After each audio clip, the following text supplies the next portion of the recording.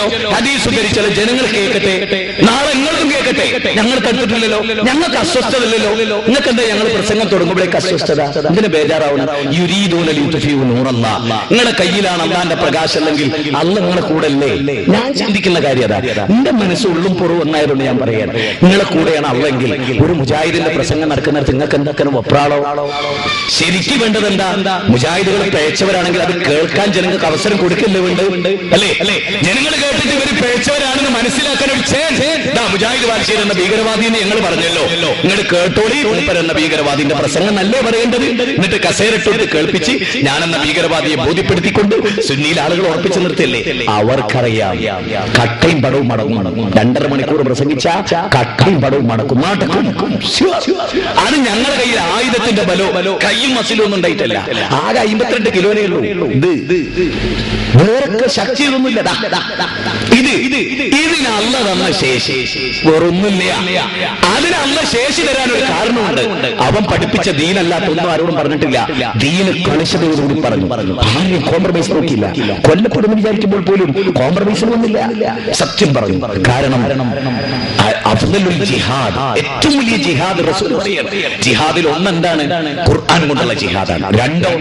രണ്ട് അക്രമിയായ ഭരണാധികാരിയോട് സത്യത്തിന്റെ വാചകം പറയില്ല, തോറ്റുകൊടുക്കാതെ സത്യത്തിന് വേണ്ടി കൂട്ടുനിൽക്കൽ.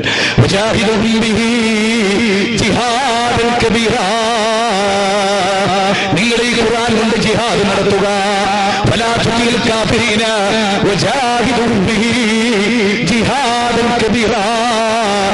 സത്യനിഷേധികൾ നിങ്ങൾ അനുസരിച്ചു പോകരുത്.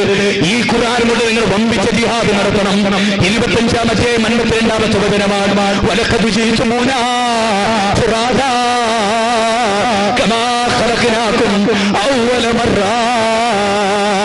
നാളെ പരലോകത്ത് അല്ലാഹുവിന്റെ മുമ്പിൽ നിങ്ങൾ വരും. ഒറ്റക്കൊറ്റയ്ക്കാണ് നിങ്ങൾ വരിക. ഒരാളുമില്ലാതെ ശീലാകർമ്മം ചെയ്യാത്തവരായിട്ട്, ചെരുപ്പ് ധരിക്കാത്തവരായിട്ട്, വസ്ത്രം ധരിക്കാത്തവരായിട്ട് റബ്ബിന്റെ കോടതിയിൽ നിങ്ങൾ വരും. 6-ാം അധ്യായം 94-ാമത്തെ വചനമാണ്. വലഖദ് ജീതുമൂനാ ഫുറാദാ കമാ ഖലഖനാകും അവ്വല മർറ. എന്റെ പ്രിയപ്പെട്ട മനുഷ്യരെ, ഹൈന്ദവരെ, ക്രൈസ്തവരെ, എല്ലാവരും പരലോകത്ത് ദൈവസന്നിധിയിൽ വരും. ആ ദൈവസന്നിധിയിൽ വരുമ്പോ അന്തന്ത മഹാപ്രഭുസന്ധിയെ സംഭൂതമുപാസതേ തജോഭൂയൈവതേ യഹുസംഭൂത്യാമൃതഃ.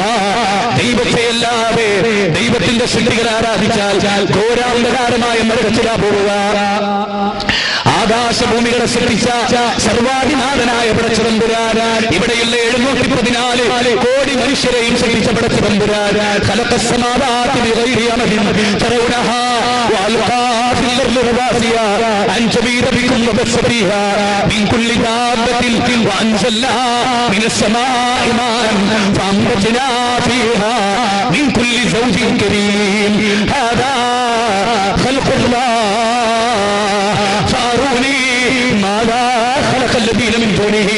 ആയത്ത് റബ്ബിന്റെ കലാമിൽ നിന്നാണ്. 31-ാം അധ്യായം സൂറത്തുൽ ലുഖ്മാനാണ്. ഖുർആനിലെ അധ്യായ നമ്പറാണ് ഈ പറഞ്ഞത്. ആയത്ത് നമ്പർ 11. ആകാശത്തെ നിങ്ങളുടെ കണ്ണുകൊണ്ട് കാണാനാവാത്ത തൂണുകളാൽ അല്ലാഹു നാട്ടി നിർത്തിയിരിക്കുന്നു.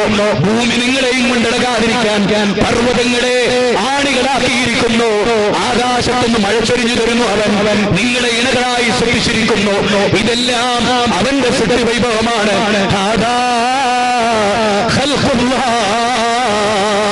ഇതൊക്കെ അല്ലാഹുവിന്റെ സൃഷ്ടിയാണ്.